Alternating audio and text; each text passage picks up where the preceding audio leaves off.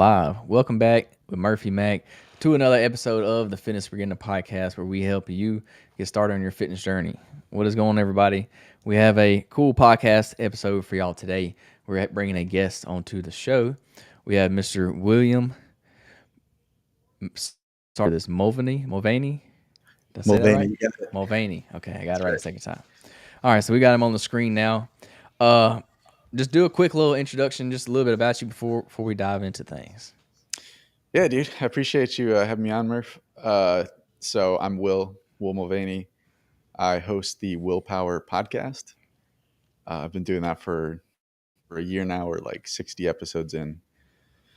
Um, Definitely a big fitness enthusiast. I love talking, nutrition, lifting, whatever it is, running, all that kind of stuff.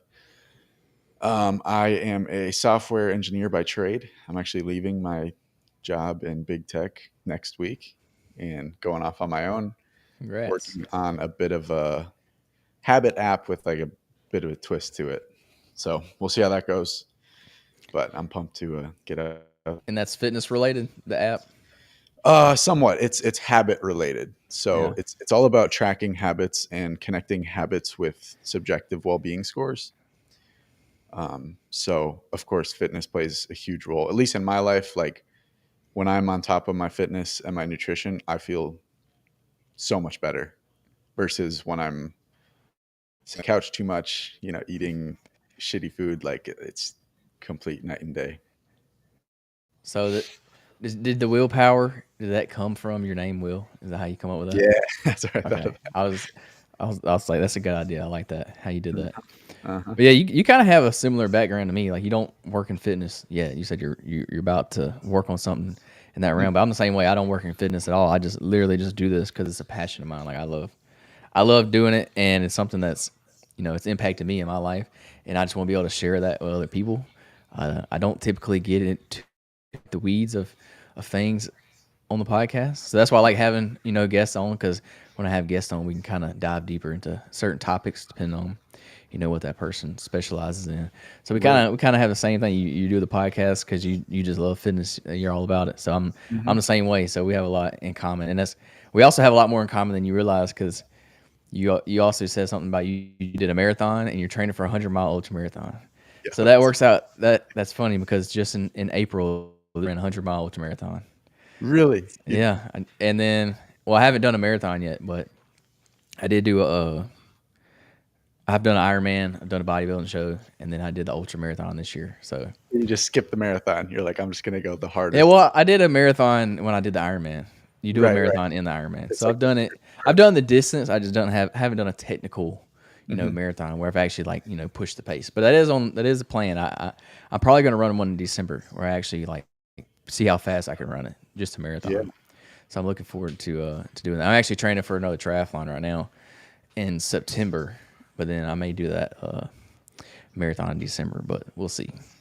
Yeah, huge props on the Ironman. I did a triathlon at the Olympic distance, and That's like what I'm doing in September. Yeah. the swim just killed me. That was hard. Yeah, the swim's tough. That was the hardest part for sure. But I knew it was gonna be tough for me, so I trained for the swim. Like I Yeah, trained, I was swimming like 5 days a week when I did the Ironman. man. But now once you learn it, swimming's weird. Like it has a very steep learning curve, but once you kind of figure out that like how to breathe and kind of the Mhm. technique, it's like you can go way beyond like where you began. Like it gets so much easier. Like once you figure it out, you can swim for days after that. So it took me a good, probably 3 months swimming 5 days a week. Literally, it probably took me 3 months, and I finally figured it out. And then like after that, I could swim forever. Like once you figure out that breathing and technique, it gets so much easier. But you got to put it into practice. Like I was doing all kinds of drills, breathing techniques. Like I was going hard at it. Like I didn't think I could do it. Like I thought I was going to fail on the swim before I even got to the bike. So I was like, I gotta swim down. So I went hard on the swim. I trained harder for it than I did the biking or the running for sure. You know So about it was like that. the cardio zones, like zone 2, zone 3? Yeah, I did a lot of that. I did a lot of that in the triathlon training. So I followed an app. I have an app that I use, Mhm. and it mapped out all my workouts for me, which is great because I didn't have to think about it. And everything was based off the zones, like you were talking about. Do this for this long in this zone, and then do this in this zone. So Yeah. there's definitely a science to it for sure. It's definitely a lot more than you realize that goes into it. Yeah, I know when they begin doing distance running, they will like people think of running as like, oh, I'm just going to exert myself until my heart like explodes. And so they just like run as fast as they can. But long distance running, like you can't do that. You have to stay in zone 2 or your body just can't keep going. And so for a lot of beginners, you have with like walking. You just got to like practice fast walking. Whatever it is that's like at that you can almost have a station. You're just like you're breathing hard, but you can still breathe through your nose. And so just like pushing that pace and doing, even if you can't run at that, doing the fast walking and then at some point building up that cardio base until you can start jogging and then actually running. But just going in and like, that's what swimming was for me is like, if I swim at all, my heart starts pounding and I get into Hmm. like zone 3, zone 4, and I can't maintain that. Yeah, it definitely is hard, especially in the summer, it's hot outside, and you're trying to stay in that zone too. Mm-hmm. It's very hard. Like I even had to get my heart rate down. Sometimes I would have to walk, like you were saying. Like I couldn't run, or my heart rate would be way too high because it's so hot. It's miserable out here. It's so humid. But yeah, I love how you said start with walking, especially for beginners. Because I admit I used to be a walk. I used to hate on walking. I used to hate on Mm-hmm. it. I did because I was like, you're just not doing nothing. Like you're walking. That's Yeah. so easy. Like you got to do something. Like you do more than that. But now I'm a huge believer in walking. I love walking for not only for myself, and I would not consider myself a beginner, but for everybody. Like walking is such a what's not slept on. What's the word? Underrated. It's such an underrated exercise for people that I think Yeah, it is slept on. It's pretty slept on. It's like for sure. walking's fun. It just seems too easy that people realize the benefits you get from it, Mm-hmm. and you don't realize how sedentary people are nowadays. Just getting up and walking, just moving your body in general is great, especially for beginners. Yep. Because if you're not, I always like to say you just need to do a little bit more than what you were doing yesterday. It's like if you Right. ain't doing nothing, like don't start with going to the gym. I hate when people do this because they get burnt out and they're not gonna keep going. Like if you're not working out at all and you want to get started, don't go to the gym 5 days a week. Just don't. You're going because you're just not gonna stick to it. You're not like you may do it for a month, you may do it for 2 months, but after that you're not gonna stick to it. Literally, just start walking. Go for a 30-minute walk every day and start there, and you'd be amazed at where that will take you because you can just Yeah. add to it after that. So I want to get into what's making you leave? What's making you want to leave for your tech industry? Just you want to do the startup? Yeah, man. I mean, like I'm at a great job. It's very cushy, very comfy, but I'm 25 years old and I'm just like I know this is the time of my life for just like doing something different. Like going for it, going for the thing that like I truly want and not just settling for like, oh, this is a good paycheck. This is, it's comfortable to have in. It's not too hard. It's like it's that balance where like yeah, up until now it's been nice, but it's like there's a part of me that knows I want something bigger and want to like stretch myself a little more. Yeah, I absolutely feel that. I'm the same way. I work in construction now, and don't get me wrong, I love my job. I love the company I work for, but I want to do something in fitness full time. Like that's my ultimate Mm-hmm. goal is Mm-hmm. to do something. It's kind of the route I'm doing, like with the podcast. I'm trying to like do the social media side of things because Mm-hmm. I don't think I necessarily want to be like a trainer. I don't know if I like training people like Mm-hmm. hand to hand. I mean firsthand, but I do like the content. I do like fitness. I want to figure out something to do in fitness. I hadn't figured it out yet, but yeah, I totally feel that. Like you kind of you're meant for more. Like you're meant to do. So you might as well Yeah. do it now. Especially you're young still, so you got Yeah. time and you can. I'm not saying you can screw around, but you can fail and still be okay at your age. Yes. You're not That's exactly right. you probably don't have kids, or do you have kids yet? No No, kids yet. no, yeah. See, I'm the same way.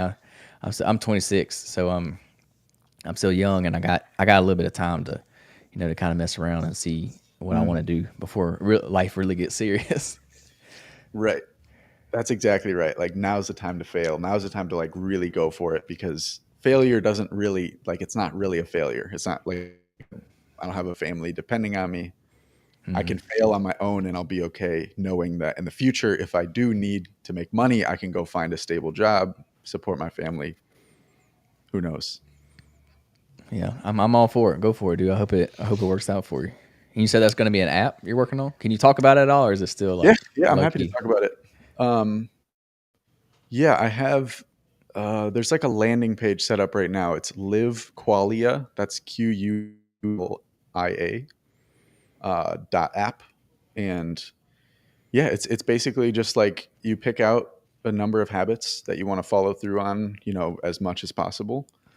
And then every day you log on there and you just basically it's like Tinder, like you swipe right, swipe left based on if you did the habit or not. So swipe through your habits and then you're going to answer like 6 questions about how you're doing that day. It's going to be like what's your energy level at? What is your fulfillment level at?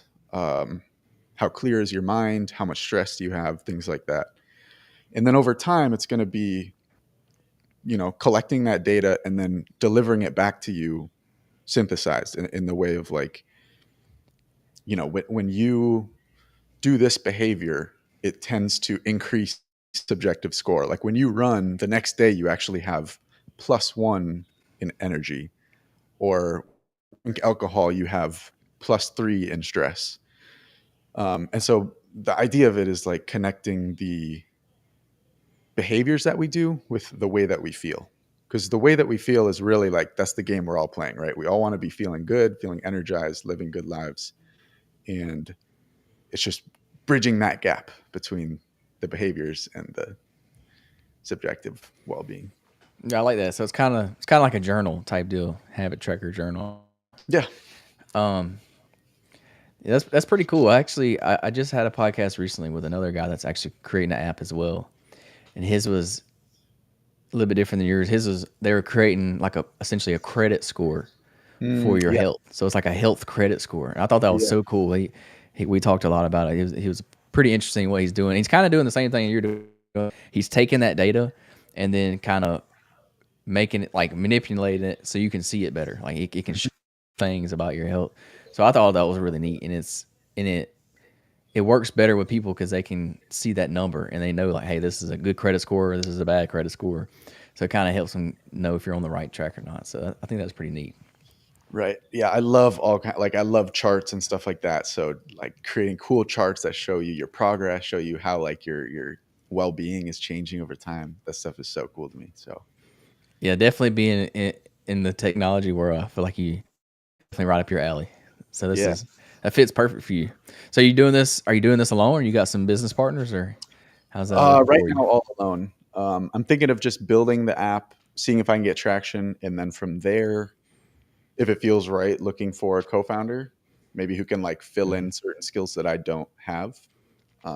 But for the beginning, I'm planning on doing it alone. I know a lot of people in like the startup world doing their own stuff. I'm going to be working alongside people, but them doing their own thing, me doing my own thing. That's awesome. I hope that works out for you. That's pretty cool. I like seeing people, kind of chasing their dreams and going after it. So Yeah. it's funny. I just talked to a guy the other day. And he created a fertilizer brand, and now it took off. Now he's very successful in Yeah. fertilizer. I was like, how do you even get into fertilizer? Like what? It was funny how it got to where he was at. So I was like, it's pretty cool how people start. Because honestly, like you may make this habit tracker app now, and 10 years from now you're doing something completely different. But it's because you started this tracker app that got you Mhm. there. So it's cool to see Exactly. where people start. Because it may be your first thing, but it's probably not going to be your last thing. So I like Yeah, to and see. it's it's funny you say that. I already have like 3 failures behind me, just things I like started work Mhm. just didn't work, but each one has like some deep lesson within it Absolutely. that I'm just like stacking up. And so that's kind of my mindset is like I'm just going to keep failing until I don't And then that one time I don't fail is going to make all the difference. Yeah. And technically, it's not a failure if you don't give up. As long as you don't give up, you never technically failed. Just a little bump in Yeah. the road and you're still going. It kind of reminds me to bring it back into fitness. So I would love to hear your fitness story. But to share a little bit about mine, started, I was in high school. There were like probably 3 or 4 times where I started going to the gym, and I would make it like a month or 2 months of going regularly. And it never set in. It never stuck. But like to your point, it wasn't a failure. It was like I went and then I stopped going. And then I went again and I stopped going. And that happened a number of times. And then when I got to college, finally like it stuck. And so each of those was almost like, oh, is this one going to work? Okay, this one didn't work. Let me try again. Is this one going to work? Okay, this one didn't work. So anyways, by the time I get to college, it sticks. And so I did want to ask you, what do you think it is that makes fitness routines stick versus the ones that don't? That's a good. For me, I genuinely enjoy working out. Like I like to do it. So I think of it as I think it's not. I don't. I think of fitness as something that I get to do, not something that I have to do because I enjoy doing it. It's like a hobby. I think of it as a hobby. I don't think of it as, oh, I have to do this to be healthy, or like I have to do this, to get this medicine. And I don't know. I don't think I started that way. I just genuinely enjoy it now. I think it took some like training to get to that. It's kind of one of those Mm-hmm. things like when you suck at something, when you first start at it and you suck at it, you probably don't enjoy it very much. But as you get better at it, as you start working on it, as you see yourself improve and things like Mm-hmm. that, you start to like it more. You start to enjoy it more. And so now in my life now, it's because I enjoy it. I'm trying to think back though to where when I first started, what made it stick is there's always some kind of like pain. It's like most people start a fitness journey because there's something that's either hurting them, something that they don't like about themselves. Like there's always a reason. Most people it's like they need to lose weight, or they have high blood pressure or cholesterol or whatever. Like something's off, health markers off, and that's the pain that kind of gets it started. So to me, something that sticks, it's gotta it's gotta you gotta care about it enough to like to fix it. So like but most people wait too late to where it gets to that point to where they're having health problems, and honestly, I think it's a good and a bad thing. Like it shouldn't get to that point in the first place. Like you shouldn't have to get to the point where you have to work out because your health is deteriorating. But it's for some people, it takes getting to that point to realize, oh, I really got to kick it in gear. Like I got to get it right. Like I'm running out of time. I'm unhealthy. If I don't do this, like some serious things are going to happen to me. Mm-hmm. So I think using that pain from people is what really is going to make it stick at the beginning. And then maybe you may grow to like it after a while, like I did. For me, I was always very skinny. I was never overweight. I was always the little guy, very skinny. I was a buck 15 when I went into high school, like Mm-hmm. tiny, skin and bones. I always played, always very active, but I was always smaller than everybody. So as soon as I started working out for high school, I started working out for sports, and as soon as I put on some weight, put on some muscle, got a little size on me, I was hooked from day one. Like I was hooked. Not addicted, but I immediately grew to love the gym because I love seeing my body get stronger. I love getting bigger, which I still not huge, but I like getting stronger. I like getting because if it made me feel good. One, it helped me in my sports. That was the main reason I was doing it at the time. I got a lot faster, a lot better at what I was. So that was great. But I honestly, I like the way it made me look. I like the way it made me feel. And I overall just enjoyed it. So it's hard, like for other people, like hopefully it don't get to the point to where you have to do it because your health is in a bad spot. But I just need to think, you got to figure out your why. I know that's so cliche to say and everybody says it, but like, why do you want to do it? And for parents, it's so easy for parents. your why is your kids. Like you should do it for your kids. You should take care of yourself so that you can take care of your kids. Because like Hmm.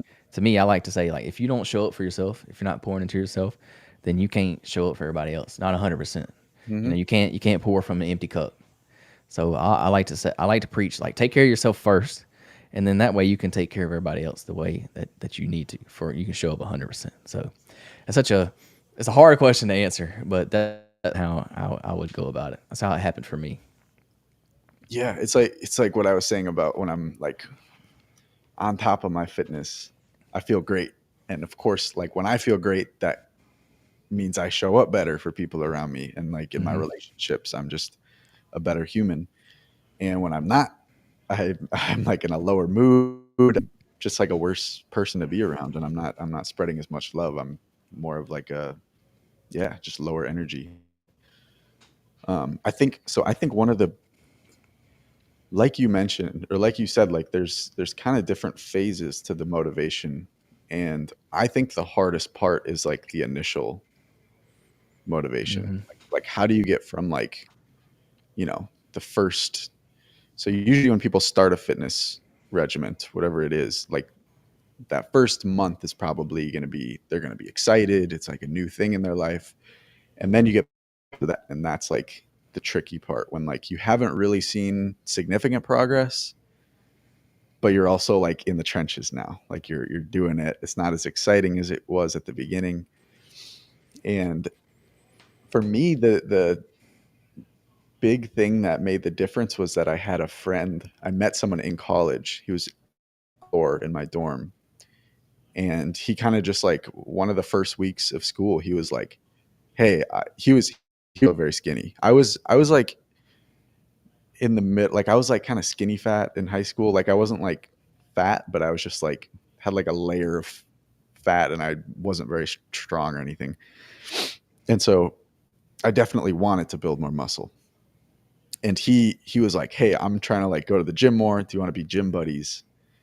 And that made so much of a difference because we were just like both aligned. We both know that we want similar things. And when one of us has low motivation, guess what? We know the other person's still going. So we're going to go to the gym. I'm going to go to the gym just because I know he's going. And like we planned on going at this time. And that was what really got me over the hump.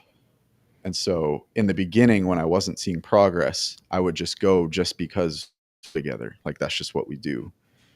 And then at a certain point in that first semester, I remember like so vividly when I like noticed part of my chest just like looked different than it had before. Like then I remembered it. And I was like, whoa, that can happen. Like if I work out enough, my body will literally change. It will, and obviously that makes sense. Like that's not like a mind blowing thing, but when you've never experienced that, that's a big realization. So I think the biggest part to getting into a just like a lifestyle of fitness is to get through that initial phase of not seeing results. And I think having someone else in there with you is a great way, just having accountability. Yeah, a workout buddy to me it's almost necessary. Like you almost need somebody, and I love that answer. Like having a workout partner is huge, especially in the beginning steps. It's huge. It's just you're a perfect example of that. And I always tell people find somebody to go with you. It don't matter if that's your spouse, friend, a parent, whatever. Find somebody to do it with you because you don't realize it at the time, but you make a connection, like a bond with somebody that you go through pain with. And I don't mean like necessarily physical pain, but like, you go to the gym, it's hard. When you do hard things with somebody, you create like a bond, whether you do it or not. So think of like sports teams. Sports teams create a bond with each other because they practice all day, every day for one goal. They're all in it together. They create a bond. It's kind of the same. Like Yeah. there's so many examples of this where just pain and suffering together, you kind of connect with that other person on like a whole nother level. So if you can 100%. find, if you already have somebody like that in your life, like that's a person to do it with, or I've even seen random people will become best friends through fitness because they just go to the gym at the same time every day, and they've become buddies, and now it's kind of a thing. So I definitely agree with that. That doing it with somebody makes it a whole lot easier. Like for example, this morning I went for a 9 mile run this morning Okay. because we're training for triathlon, and luckily I'm training with a friend of mine. Actually, a few people are doing it with us. So me and him got up together and ran together, and it made that 9 miles way easier than running by myself. Like I would Mm. much rather run with somebody than run by myself any day. And it don't matter if y'all talk the whole time or if y'all just there together. Like today, I think we talked for maybe 3 miles, and then after that, we put our headphones in and we listened to our own music or podcast, whatever, for the rest of the time. Like we didn't even talk, but we were there together. We were doing it together, and it made it that much easier. So Mhm. I'm a big uh not component. I'm big Proponent. yeah, a big believer in working out with somebody. Do it. It's so much easier if you have somebody there to kind of go through the pain and suffering with you. Yeah, and I mean there is like I had a similar. This was a different friend, but this was during COVID. All the gyms shut down, and so I didn't Hmm. work out for a couple months, and then I had another buddy, and we started going together. We would get up at like 6 a.m. every day, and like yeah, there's like it's not like physical pain, but it does suck to get up that Hmm. early to like sleeping in and not going to the gym. So just having that shared experience of like, all right, we're getting up, we're meeting, we would meet at the same street and then we'd walk over to the gym and like, yeah, I think you cut out a little bit. Can you hear me? yes, I can hear you. Can you hear me? Okay. Yeah, yeah.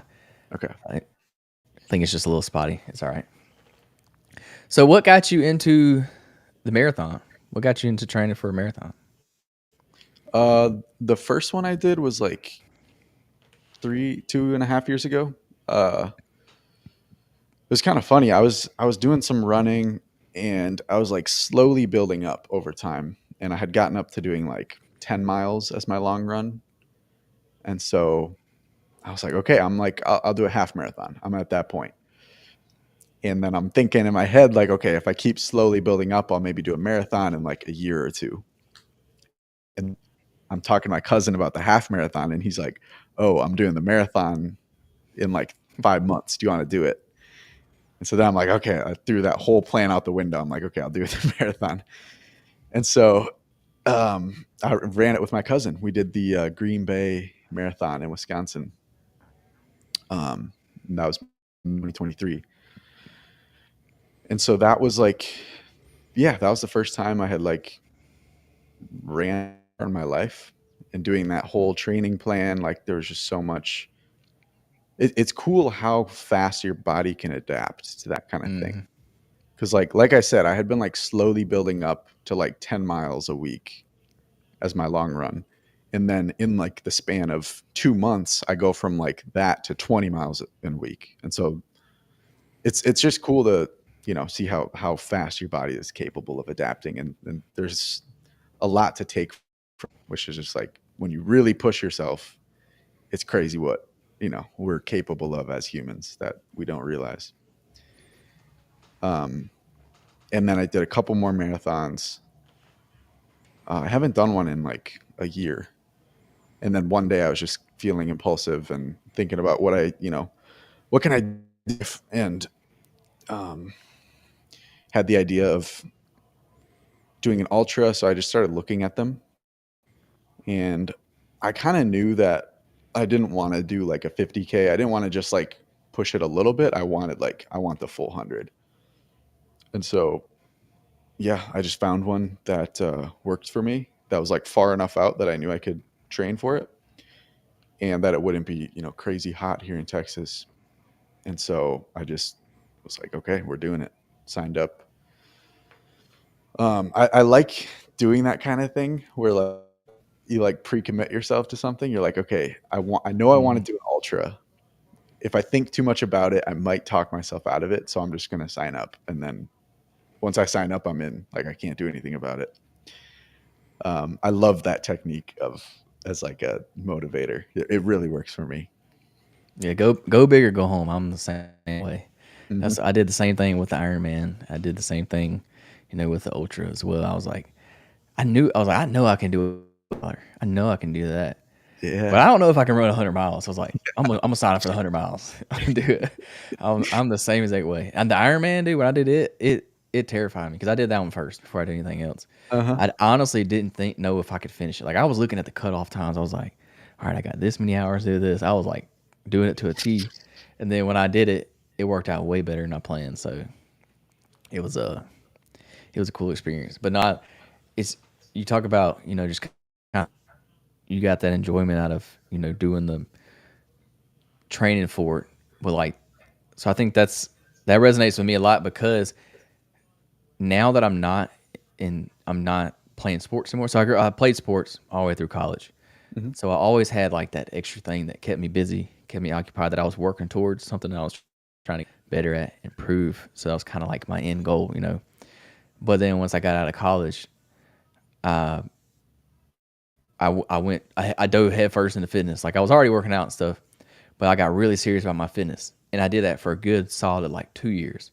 Got super strong, put on a lot of weight, got the biggest I'd ever been in my life, and then after that, it kind of just got boring. I got tired of it, and that's when a buddy of mine was doing a triathlon, a little local one, and he taught me into signing up. So Hmm. I was like, you know what, I'll do this. So I did a little local one, just a little sprint triathlon. So I did it, and I was like, that was pretty cool. I think I can do an Ironman. So I literally signed up for an Ironman like a week after that race, after doing a sprint. And little did I know, like signing up for that one little triathlon, a local one that I did, it set up this whole new thing to where like now every year, like I created a bucket list, and now every year I'm doing one big challenge or obstacle every year. So I'm marked off the bucket list. And so that one triathlon kind of started this whole thing that I got going now. And that's what's Hmm. led me down the road of doing the Ironman. And then 2024, I did a bodybuilding show. And then this year I did an ultra marathon. So it's been pretty cool doing the different things. But it's like you said, pre-committing yourself, signing up for that goal is huge. Like I decided several months out I was gonna do this, went ahead and signed up for it, and it's so satisfying, like creating a training plan for something, Hmm. following that training plan to a T, and then going out on race day and executing race day. Like that's what I live for now. Like if I don't have a goal, like it's hard for me to get motivated to do something. Like it's hard for me to stay focused, stay like motivated out and do things like that if I don't kind of have like a goal. So that's something I recommend to people. Find something that you really want to do and challenge in that. Like try to push yourself in that because it'll give you something to work towards. Because a lot of people don't feel like they don't have nothing they're really looking forward to doing. So Hmm. they fall out of it after a while. And for most people, starting the fitness journey is losing weight. So that's a great goal. But once you have that goal, you got to create a plan. Like you got to create the steps to get to that goal, to reach that goal. Like you got to create it. Because if not, you're just going to get lost in the weeds of it and you're probably going to end up quitting. So like training plan, going through with it and completing it, that's such a like fulfilling thing for me. Like I love doing that. No matter how hard the training is, because it's going to suck. Like the training is going to suck, period, because it's months and months and months of doing the same thing over and over and over again. I know you going through that right now. I know you probably some days you probably don't want to go run, and I know exactly what you mean. It's miserable during the training block, but once you get through it and you cross that finish line, man, it's so satisfying, it's so fulfilling. That's what keeps me Yeah. coming back doing these challenges and stuff. I enjoy it a lot. And there's little wins along the way. Like Hmm. every single run afterward, I'm like, I feel good. I'm like, Hmm. I my body feels good, and I like get a little pat on my back. Like, okay, I did my training today. That's great. Good work.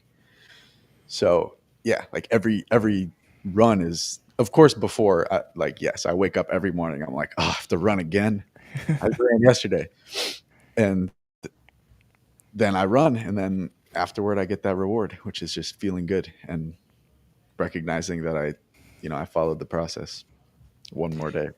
Yeah, it always sucks to kind of get started doing whatever training you're doing, but once you get done, it's like it's never a bad thing. Like I always say, I've never walked out of the gym before, ever.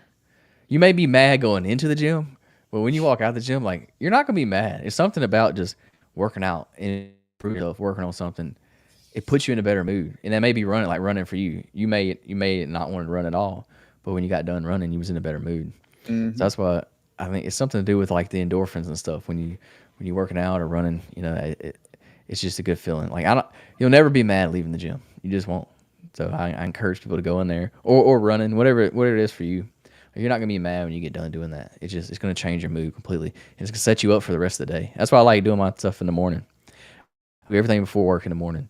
Hmm. Um, and it gets me going for the day. Gets me in a better mood. Go ahead and knock out my workout so I don't have to do it later, and gets me woken up. Gets a little energy about me, and then I'm ready to go. I'm ready to go attack the day and do whatever I got to do. Yeah. So Murph, I'm curious about your bodybuilding experience. Something I've thought about in the past. I've never actually done a competition, but yeah, walk me through what that was like. It was tough, very, very, very tough. I have mad respect for bodybuilders, really, I really do. And it's so bodybuilding's not anything I've ever been interested in ever in my life. No, I've been working out consistently for 12 years, and I've never thought about doing a bodybuilding show ever. Literally the only reason I did it was because I started the bucket list. So I did the Ironman. I was like, I already do weight training. Like I got to do a bodybuilding show. Like that's part of it. So I was like, I'm going to do it. I'm going to commit myself. I hired a coach. I hired a bodybuilding coach. He was great. He was awesome. He taught a lot, and I did it. I went all in, 100%. Did not cheat on my diet one time. I did the posing. I did the workouts to a T. I did the cardio to a T. Everything. I did the whole 9 yards, and it was probably the hardest thing I've ever done. It was by far harder than the Ironman. By far harder than the ultramarathon. But it's a little different. So the once you get to show day is easy on a bodybuilding show because all you're doing is the work's already put in when you get to show day. It's a little different for Ironman ultramarathon. Your show day is going to be the hardest day for you because that's the longest day. So it's kind of opposite. Like bodybuilding was hard during the prep, during the training, but show day was easy. And then it's opposite for ultra marathon. Your training is a little bit easier, but show day is gonna be hard for you. Like race day is gonna be hard for you. Like you better get ready and buckle up. If you never run 100 miles, you finna be in for an adventure. It was tough. We can talk about it in a minute, but the bodybuilding show, it was horrible. I mean, not horrible. I'm glad I did it. I will never. I never will say I wish I didn't do it. I enjoyed the process. It was cool. It was very, very hard. Probably the hardest thing I ever done. It was the most disciplined I've ever been in my life, by far. Most disciplined. When I say I did it, like whatever my coach told me to do, I did it to exactly how he told me to do it. And there's a lot that goes into bodybuilding that you don't realize. And literally, my whole life revolved around food. I ate 6 meals a day, every single day, every like 3 hours on the diet. You had pre-workout meal, post-workout meal, and then 4 other meals throughout the day. I ate exactly. You have to weigh out every single meal. You're only eating, whole foods, really good healthy foods. But obviously that food comes down. Like you eat less throughout the time. So I got down. I was really lean. Like I was shredded. I don't know what body fat I was. I was definitely single digit body fat. If I had to guess, I was probably like 7% maybe. Like I was super lean. I'm natural, so it's hard for somebody natural to get lower than that. But I felt terrible. I was miserable. It was terrible. Like once I got down to really low calories, and you're doing this for months and months. Like I was in a bad mood. I was always hangry. My wife did not enjoy it at all. She would always frustrated at me. I had no energy. Like one, you couldn't really you can't do any extracurricular activities when you're doing a bodybuilding show. You just can't. One, because you got to have your meals with you, or like you can do things, but you got to take food with you. And I literally did. I did a lot of stuff where I took a lunchbox with me everywhere I went, and I would literally just use people's microwaves. Like I would stop at random gas stations and use their microwave to heat up my food, literally, like all the time. Or I would go out to eat at a Rush family or my wife's family, and I wouldn't order anything. I would sit there and watch them eat because I couldn't. Like I was that serious about it. Like I wasn't going to cheat on my diet. If I was going to do it, I was going to do it 100%. Like I was locked in, and I wanted to show up the best I could. So I didn't do anything like that. But it was miserable. I couldn't have no fun. You can't, like I said, you can't any extracurricular activities, any family holidays or anything that you do with your family. I was bringing a Tupperware container to Thanksgiving dinner. I was. Um, but I didn't feel good. I had no, and on top of that, like not only could you couldn't do nothing because you had to have all your food and stuff like that, but on top of that, you didn't want to do anything. Like I didn't want to do nothing. Like I had no energy. I literally wanted to go home and sit on the couch. I got up, worked out, did my cardio, my first cardio in the morning, went to work, came home, did my second cardio for the day, did my posing, and then I was, eating and I was sitting on the couch. I couldn't do nothing else. I didn't do anything else. When I tell you posing is the hardest thing you will ever do on a bodybuilding show, it's very hard because I don't know if you've ever done like posing before, but you're literally squeezing every muscle in your body, and you're doing this with no energy, and it's hard. Like it was miserable. I hated posing because I didn't want. At the end of the day, like they want you posing every day because you need to practice it. You got to get it's an art to it. You have to practice it, and I hated it. I dreaded posing every single day, just because I had no energy. I couldn't hold it. Like it was physically hard to sit there and pose. Like it was hard and mentally draining too. I didn't really do much. Like I literally worked out, went to work, ate, and sat on the couch and watched YouTube videos about people eating food, and that's about all I did. Literally, like I don't know, it's weird when you're starving. Your mind does weird things. Like I enjoyed watching other people eat food because I felt. I guess I thought I was eating the food with them or something. I don't know. It was weird, but yeah, it was a very interesting thing. I don't necessarily think bodybuilding is for me. I don't see myself signing up for another show anytime soon. And I'm not gonna say never because I probably will do another one day in the future, just not right now. I enjoy the endurance side of things. Like I love running now. Like I'm completely committed to running now. Like the ultra marathon made me like running, endurance side of things, and pushing my body in that way.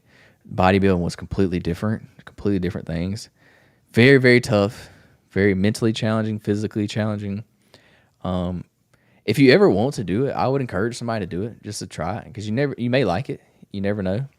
But I don't want you to go in thinking it's going to be easy because it definitely ain't going to be easy. It's going to push you harder than you realize. And if you're going to do it, I would say you need to be committed. Like you need to lock in 100% and do it right. Show up on show day and not do as well as you could because you cheated on your diet one day or you didn't pose when you're supposed to be posing. Because then you're going to be hard on yourself, or at least that's how I am.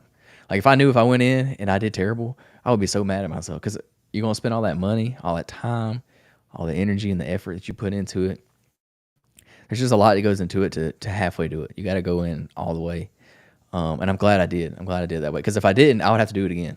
If I screwed around the first time, I would be so mad at myself that I have to do it again. So I'm glad I did it right the first time. So now I can say, yeah, I did it. I would check the box, and now I'm good. I don't ever have to do another one if I don't want to. But yeah, I'm glad I did it, but not something I think I'm gonna do anytime soon. It was tough. Yeah, it is. It is interesting because it doesn't. Yeah, I mean, from the outside, I guess it doesn't seem as difficult just because it's not like a functional sport. It's not like you're using your body to like perform a task. It's completely different, but there's just like a different set of difficulties and challenges within that. Yeah, absolutely. It's completely different. Like endurance is hard because you're literally pushing your body to the max, and then bodybuilding's hard because you're starving your body and still trying to push your body hard. Like you're still trying to train hard. Like you're still working out hard. I was doing cardio twice a day. I would do the stair stepper for 45 minutes. I would do an incline treadmill later in the day. So it's still hard, but it's a different kind of hard, and it's something you just have to do. I don't know. It's Doing it completely depleted is yeah. It's always weird. Like you never realize. I guess I've never been malnutritioned, obviously, because I live in America, so I'm not hungry. But it's crazy how starving your body, what it'll do to you. It changes your mood, changes your energy levels. I've never been somebody that had low energy levels. I'm always on the go. I like working out and doing things, so I'm always I have decent energy. I mean, I'm not bouncing off the walls by no means, but yeah, I was just drained. Like when I come home from work, I was done. I couldn't do nothing. I was my wife. I didn't move. Like we ate dinner and I sat on the couch. That was it. because I couldn't do anything else. I eat on the weekends. I love getting outside and doing weekends, anything. I just like being outside. I didn't even go outside on the weekend. Then I would sit inside because I had no energy to do nothing. Oh, Well, I don't say that to like scare you. Like I don't want to scare you, and I don't want to scare anybody else. I'm just being real. Like it was hard. I don't think yeah. people realize how hard bodybuilding is. It's very hard. It's good to know the trade-off. It's like if you want to do this thing fully, this is what it costs. So Oh, it's good. absolutely, and that comes with everything. Endurance. Um, I just don't necessarily think it was for me. Like I think other people enjoy it more than obviously they do. They keep doing it. But like Mhm. other people can cope with it better. Like, it was just not something that I necessarily enjoy. Now other people like they like that kind of pain. They like putting themselves through that kind of suffering. I enjoy putting myself through running that suffering. It's different. I enjoy that better. Um, but yeah, I don't say that to scare anybody. I just want to give people like my honest opinions on it because I don't think people realize how hard it is. It's extremely Yeah. hard. Yeah. And then two, um, you see all these bodybuilders, they make it look easy.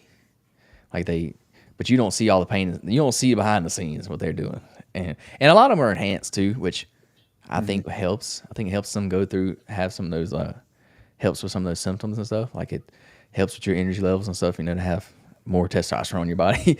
Like I would hate to see what my testosterone was during that time. I mean, it had to be bare bones, like Yeah. probably like 100, if that. uh, but yeah, it was a cool experience. I'm glad I did it. Um, I wouldn't trade it for anything.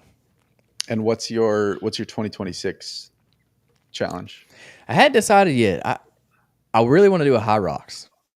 The high roxes are hard because you have to sign up for them in advance and they sell out. So I'm gonna try to get in. I'm gonna try to sign up for one next year. They have one in Atlanta and they have the one in Austin. I'm gonna try to sign up for those two and see if I can get in and get a ticket. A buddy of mine just got tickets to the one I think in Dallas. They have in November. I think it's Dallas. They're doing one, and so he's doing that one. I'm gonna try to get tickets. If not, I don't know what I'm gonna do yet. I haven't planned it. I do want to do another Ironman at some point. I want to do that. So that's definitely on the go. I want to do the Spartan race. Mhm. So they have one called an ultra Spartan race. Like it's the highest one, and I want to do that. But Do you know what distance? yeah, it's 30 miles. Um, I think it's a 50K, which is like 30 miles or something. Yeah, yeah. 30, Yeah, 31 it's like or something. yeah, it's like that. It's a 50K, I think. And it has 60 obstacles in it. So I think it'll be fun. I've never run a race, but I think that's up my alley. I think I would enjoy that. So that's definitely on the list of things to do. I Um, did I did a Spartan this year. It was just like the 10K. I didn't really train for it. I just saw it was in like 2 weeks and I was like, let me just try this. yeah, they And don't have any in my area, unfortunately. I would like to do one, just a short one, just to try it. But yeah, I'm definitely gonna do it at some point. The closest ultra that they have to me is South Carolina, so oh, which okay. is still pretty far for me. So like I'll have to make a trip out of it. I'm gonna have to be committed to it. Yeah, they're fun. They're really fun. Like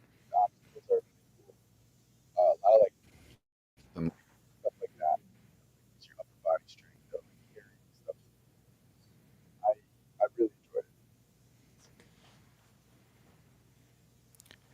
Yeah, it's cutting out again on me a little bit. it. Okay. Yeah, I was No, saying so. I can hear you now. Okay, cool. Yeah, I think the Spartan is highly worthwhile. It's super fun. Lots of the obstacles are awesome. I Um, would also like to do a CrossFit competition at some point, but that's hard though. I feel like I get waxed in a CrossFit competition because I didn't. I feel like that's something you got to train for like a good while to get really good at it. Maybe if they had like a beginner class, I definitely think I could do that. But I think there's they do it off. CrossFit people who've been doing it for like 20 years. They go Yeah, hard. yeah. It's CrossFit's. That's why I think High Rocks and CrossFit are very similar in my opinion. Mhm. They're different disciplines, but they're very much alike. Um, so yeah, it's pretty much I have a list of things like that. I do. A couple triathlons. They have some like extreme triathlons that you can do in like extreme weather places. So things like that. Oh, they have like off road triathlons, so you can do them like where you ride mountain bikes and you do trail running instead of on the street. So I do something like that. And then it Okay, has some. I have it for you. I think I my mom keeps wanted me to watch this documentary, but I'm from Minnesota originally, and there's this race that takes place way up north in Minnesota, and it's like during the winter, it's like some crazy distance, 140 miles or whatever, and you're like trekking over ice, and you have to like camp on the way because it's like Oh wow. impossible to do it straight through. So I just don't know. something to look into. I don't know how I would do in the cold weather. It's hot down here. We don't get cold weather really. Yeah, So I would have to get used to that. a completely new thing for I you. hate the cold weather. I really do. Like I don't do cold. Like cold here for us, 40 degrees is cold. Like that's really Mhm. cold here. It don't get under 40 very much. Yeah. Um, I know y'all. I guess it does get. Does it get cold in Texas? How cold does it get over there? It occasionally gets to like freezing, like 20 maybe at the Yeah, minimum, but only for like a day or two. yeah. That's how it is here. It'll get below freezing a couple times, but it don't stay there. Like it ain't No. there for a week. Maybe a day or two. Yeah. The snow, whenever it snows, it melts immediately. Yeah. So let's talk about your 100 mile. When is your whole 100 mile? It's in December. December. So I got Which one are you doing? it's called Brazos Bend race. It's like a park in right near Houston. Okay. And I believe it's like a 20-mile loop, something like that. Oh, it's a loot race. Yeah. I don't know if I would like that. I would rather be just like one big loop, but Yeah. I couldn't find anything in the time frame. Yeah. A lot of them are like that. I've seen a lot of the ones that are loops. The one I did was 50 miles out, 50 miles back, which was Dang. it wasn't bad. I liked doing it that way. I don't think I would like the loop though. I don't know. Yeah, the loop is hard. I'm recruiting friends right now to basically take like 10-mile shifts. Like I'm like, I Pace you. just want to pace her for 10 miles, Yeah. like keep me going, Oh, make yeah. sure I'm not walking too much. Yeah, if you can, definitely take a pacer. That helps for sure. Mhm. How long have you been training for it? Only a couple weeks. I think this is week 3. So I'm getting up to like 50 miles a week right now. And then at the peak, I'll be hitting like 100 miles a week, Yeah. and then, dropping down, that whole thing. So you got about 6 months. Yeah. That's about the time frame I did it in. I did my bodybuilding show in August of 24, and I think I started training September, maybe October of 24. I started training, and then I did the race in April. No, I think I started training a little bit later, probably like November. But I started running again You didn't know beforehand that you learned that like you would tell someone doing an ultra like me. in the ultra. Mhm. Well, unfortunately, I can't help you with this one, but I would say train for it a lot longer than what I did. But you've been running. You said you've been running since 23. Yeah, 23. but like not in the past like 6 months. Okay, yeah. So I would definitely say give yourself at least a year or two to train for. And the reason I say that is you don't need the training to like build up the endurance or to physically do it. You need the training to build up your legs and your feet. Cause that's what happened to me. Like I had the endurance, like no problem, like 100 miles, I could do the endurance. My problem was my legs gave out. Like my left ankle and my right knee was done. Like I couldn't run the end of the race. The last like 25 miles of the race, I literally because I couldn't run. Like my left ankle was so swollen and my right knee was just they were tore up. Like they couldn't take the amount of like that I did to them over 100 miles. I got a good 75 miles in running, and then after that, like they just couldn't take it because I didn't build it because I wasn't running. Like after I did my Ironman. In 2023, I did the Ironman. I quit running after that. I didn't run again until after I did my bodybuilding show. So like over a year later is when I started running again, and I just started running for the ultra. So I was only running for 6 or 7 months before I did it. So I built up a lot of endurance in that 6 to 7 months, but I didn't have those years of training. All the other people out there, when they got done with the race, they were just walking around doing whatever. I couldn't. Like I sat down, I couldn't move. Like my legs were so swollen, it was bad. So give yourself more time to train. Obviously, you can't do that now. I'm not saying you can't do it. You can definitely. I did it in like 6. You can definitely do it. and you kind of have a little background in running. I wouldn't say I had a background in running at all. Hmm. I trained for the Ironman. I ran for the Ironman training. That was it. Like I didn't run before that, and I didn't run after that. So I had a little bit of experience with running, but not a lot, not like years. Um, Right. so I wouldn't have said I was a runner at that time. Now I would say I'm a runner because I enjoy it now, and I pretty much run every week now. But other than that, I'm trying to think of something that's outside the box that you wouldn't think of. I mean, you already said you're gonna have somebody pacing you, so that's key. Have Hmm. somebody there, especially during the night. That's you to Yeah. have somebody there when it's dark. Nutrition's gonna be huge, which you already know that. Dialing your nutrition the best you can. I'm trying to think of something that was like out of the ordinary that I didn't think of.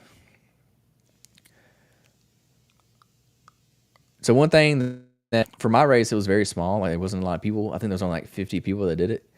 So one thing that I didn't really think about ahead of time, which it wasn't a big deal, is that when you 100 miles with only 50 people, we got way spread out.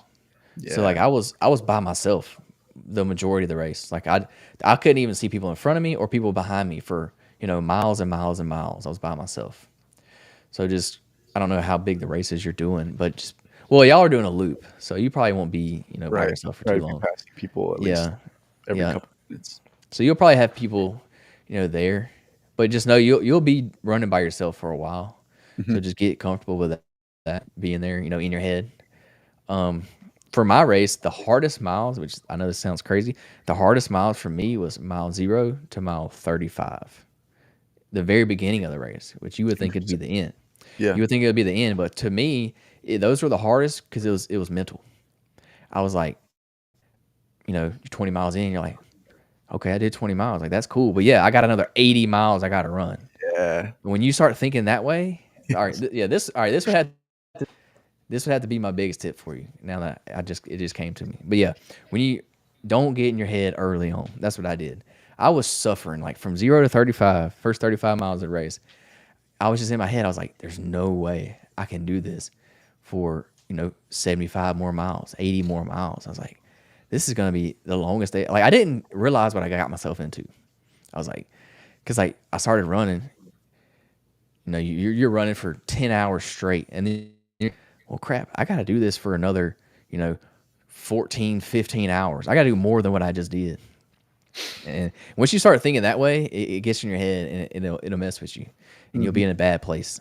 But for some reason, I don't know what happened, but at mile 35, that was an aid station. That's why I know what mile it was. There was an aid there. I got some food in me. I saw my family. They were there. And whenever I left that aid station, I don't know what happened. I got some like, electrolytes and salt and stuff. So I guess that's what it was. But I got a second win at mile 35 and I held that for a while and I was on a high. Like I was feeling good. I felt great. And that lasted me for a good while, at least definitely until mile 50. Like 35 to 50 was a breeze. It was easy. I was in a positive headspace. My body felt good. And honestly, even after that, so like at mile 50, another aid station, saw my family again, got more food and stuff. And I was good until it got dark. When I got dark, that's when kind of another low spot hit. So I say all that to say that go into it knowing there's going to be some low spots. Like you're gonna be in the pain cave. You're gonna be down on yourself, and it's gonna Hmm. suck. But you will come out of those low spots. So you just gotta push through those, and just keep pushing. I promise you, you can go harder than what you think. Like you just gotta push through it. But yeah, to Awesome. me, it caught me off guard that the first miles of the race was the hardest Yeah. because not because they were physically the hardest, they were mentally the hardest because I knew I had to do all that again and more. So that was something that was I didn't think about going into the race. I thought the first 50 miles would be easy, or not easy, but would be the easier than the second 50 miles because you're going to be hurting physically after that. But the physical pain, unless you like really injure yourself, you can kind of push through the physical pain. I mean, on them long runs, your legs start to hurt, they're dead, but you can kind of push yourself through it. That's how the second half of the race is going to be. That first half was all mental for me. So that's what I have to say. That's the only I give you really. Yeah, I've only ever done one, so I don't have a lot of experience with it. it reminds me of two things. So fasting, I've done a couple of like 3-day fast, and then this 10-day Vipassana meditation retreat I just did. In the sense that like when you start thinking about how much longer you have or like counting down the days, like Hmm. that's when you really suffer versus when you're just in the moment doing the thing, it's not that bad.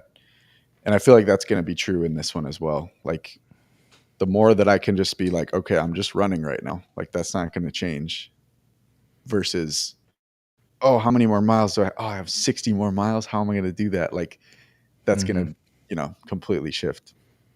Yeah, that was the hardest part. Just know going in it, you're gonna be running for 24 hours at least. I did it in 28 hours and 35 minutes. That's how long it took me.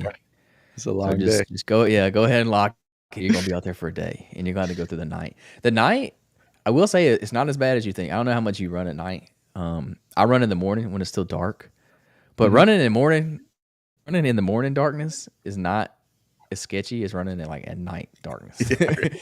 But so I will say, I I got to an aid station right before dark, and I sat there for a while, to kind of refuel things like that. So by the time I got up to leave the aid station, it was pitch black dark. So I went from running to where I could see to now running can't see nothing. And we ran down this like where I entered like the woods at was a trail. It was pitch black, couldn't see nothing. And I ain't gonna lie, it was sketchy. It was sketchy as all get out. But you get used to it really quick. So like I was kind of scared because like there's animals and stuff out here. You're running through the woods and stuff, so you hear things. And I didn't know how I was gonna do in the darkness. I was like, man, this is gonna suck. But after a few, like I wasn't even worried no more. Like the dark didn't bother me after a while. You kind of lock in and get used to it and just get in the zone. That's when I put in my headphones. Like I didn't use my headphones at all until it got dark, and I put my headphones in and just kind of got in the zone and did it, and it wasn't too bad during the darkness. I think the darkness scares some people a little bit because Hmm. they're like they don't know what's going to happen, but it's not as bad as you think it is. You'll get used to it. You settle into that. Yeah, Yeah, I haven't run in the dark that like in the morning, like you said, yes, occasionally, but that's better because it like starts to get brighter. Like yeah. it's different.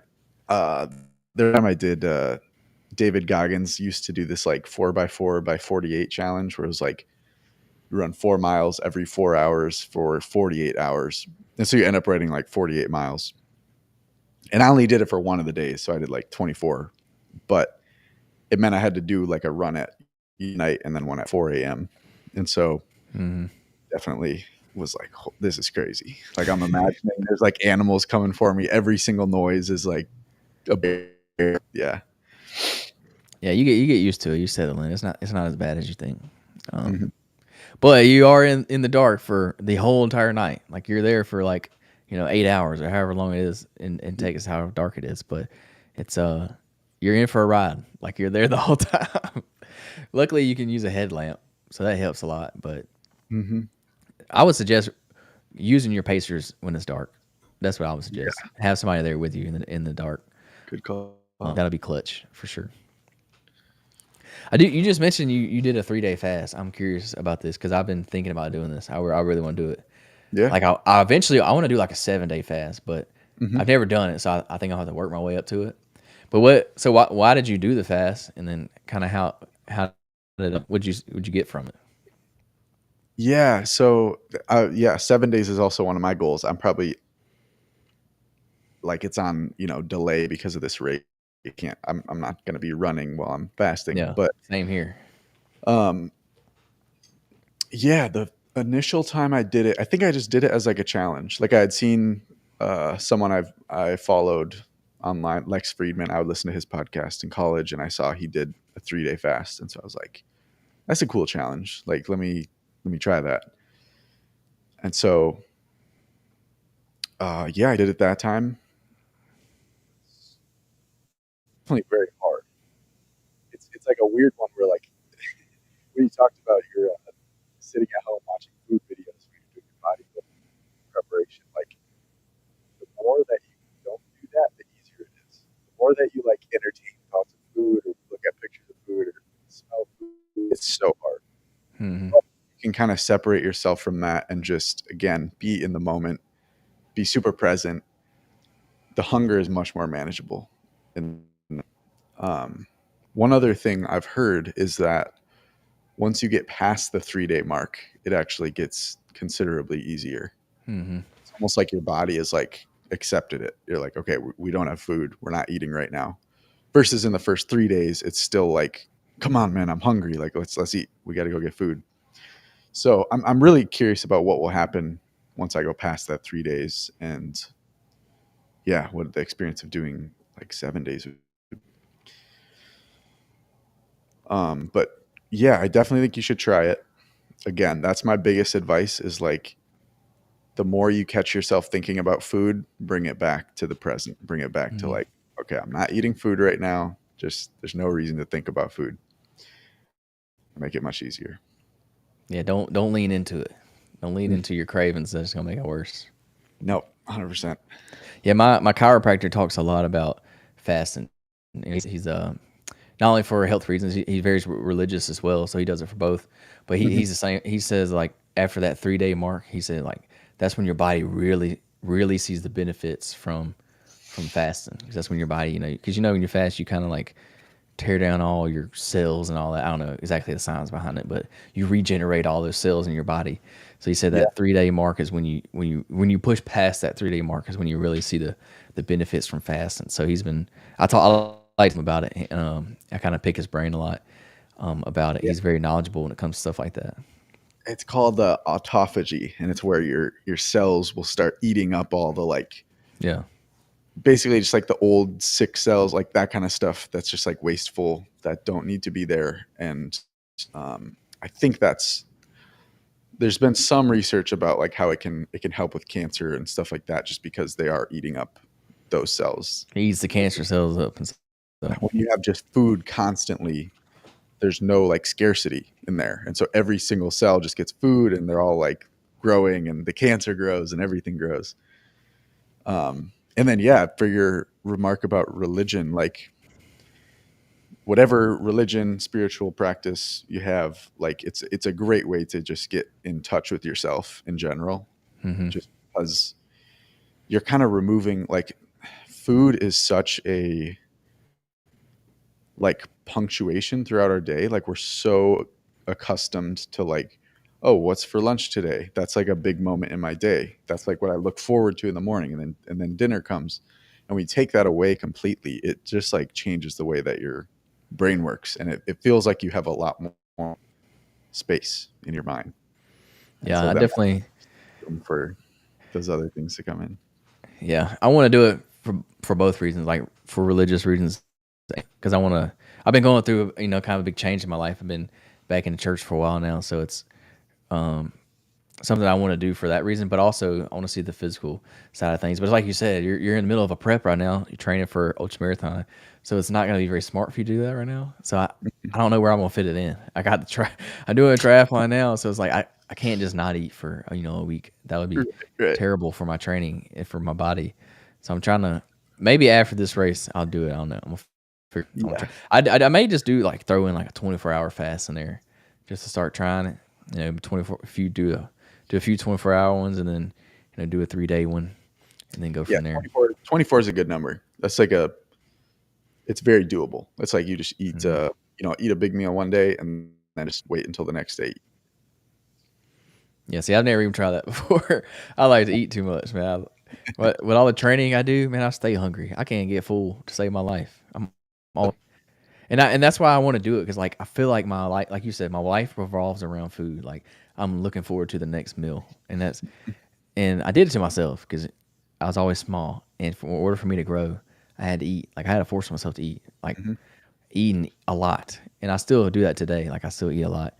I mean, I train a lot and stuff, so I kind of need to, but it's kind of come like a crutch to me. Like if I don't have food, like it throws me off. Like I'm off. I'm like, I gotta eat. Like I gotta get something quick. Like I get some protein in my body, and it's kind of made it like I've put food on like a pedestal, which I know it's not a great thing to do. So that's why I want to do the fast, trying to, connect, think about the reason that you're doing it, kind of bring yourself Yeah.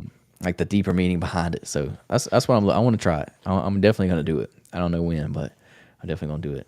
That's why that was interesting.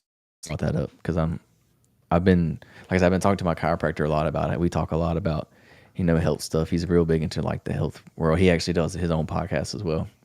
Okay. So I like picking his brain on things like that. But yeah, I don't want to keep holding you on. I think we went a little over time, but that's okay. Hopefully, I didn't keep you too long. That was a good fun conversation. Yeah, Yeah. I wanted to get into your podcast, but we may have to say that for another day. I'm interested in that as well, but I don't want to keep you much longer. So yeah, I'll just let you shout out all your socials, your podcasts, things like that. Let everybody know where they can find you at. Yeah, honestly, just Willpower Podcast is going to be where you find like YouTube, Spotify, wherever else. It's the one with the Willpower Podcast. I'm on the cover. It's like a statue AI version of me. And then just find me there. Instagram is willpower_lifestyle, but I would recommend just going straight to the podcast. Awesome. And any idea when the app's coming out? I am hoping to do some beta testing. So if anyone does sign up, they could be in that first round of just like testing, and then within, let's say, a month is what I'm aiming for the official launch. So where do they sign up for that at? It's live, and that's again QUALIA.app. livequalia.app. Awesome. So y'all make sure to go check them out. Check out the podcast, the Willpower Podcast. Yes, sir. That's awesome. Well, yeah, I thank you for joining the podcast. I enjoyed our chat together. Yeah. Luck to you in the app. Good luck to you in your race. You better get ready because you're gonna be in for a good time. You're gonna enjoy it though. I promise. You're gonna say this during the race. You're gonna be like, I don't know why I signed up for this race. Don't ever let me sign up for this race ever again. And then the next day, you're gonna be like, all right, I kind of want to do another one because that's how I was. I literally so my mom paced me for a little bit in my race, and I told my mom, I said, don't ever let me do something stupid like this again. I literally told her that, and now I already want to do another one. Like I'm gonna do another one at some point. So just know that you're gonna go through that phase during your race, but it'll be worth it. Yeah, something I tell myself when I'm in a run that's challenging, or when I'm doing anything that's challenging, sometimes I'll say it out loud as I'm running. I'll just say like, who said this would be easy? And it's just a reminder to myself, like, I know when I sign up for 100-mile or ultra marathon, like it's not going to be easy. And then I'm running and it's hard and I'm like complaining to myself. And so then that's just a reminder. This was never supposed to be easy. Like this is the hard part. That's what I signed up for. That's what I'm doing. Exactly. So, I like that. It'll be easy. That's a good one. All right, man. I appreciate it. You have a great day. Good luck to you. Thank you, sir. I appreciate you, Murph. Thank you very much for